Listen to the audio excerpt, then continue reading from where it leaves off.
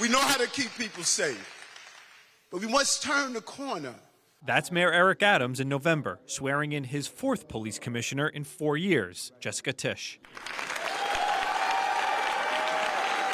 We will continue to do that most important foundational work to make you safe, to make you feel safe, and to improve your quality of life across the city. Bringing order to streets is part of Adams' public safety agenda, as is bringing the crime rate and number of shootings down to the relatively low numbers before the pandemic. It's something like installing a speed bump where drivers race up and down a street.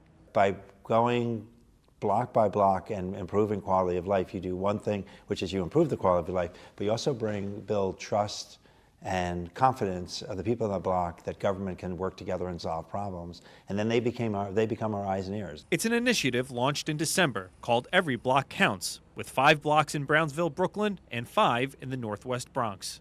Literally walking those blocks with our agency partners, sanitation, building, transportation, parks, and identifying quality of life conditions that to get working together that we could improve. Then there's increasing the ranks of the NYPD. Right now there are nearly 34,000 men and women in uniform. There will be another 1,600 officers hitting the streets by October 2025, part of next year's 2,800 strong police academy classes.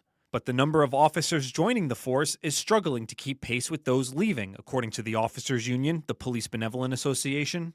The union president, Patrick Hendry, said in a statement, fixing these recruitment and retention issues needs to be a top priority for the NYPD in 2025.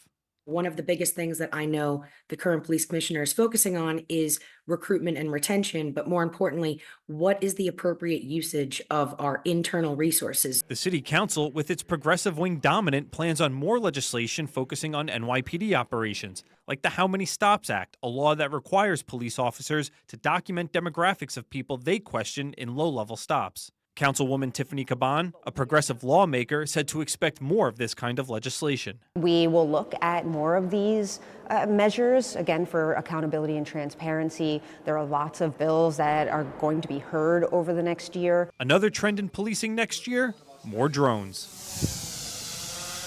5 precincts, including the one covering Central Park, will have drones deployed to patrol and act as first responders, helping in the search for evidence, missing persons, or search and rescues. Dan Rivoli, New York 1.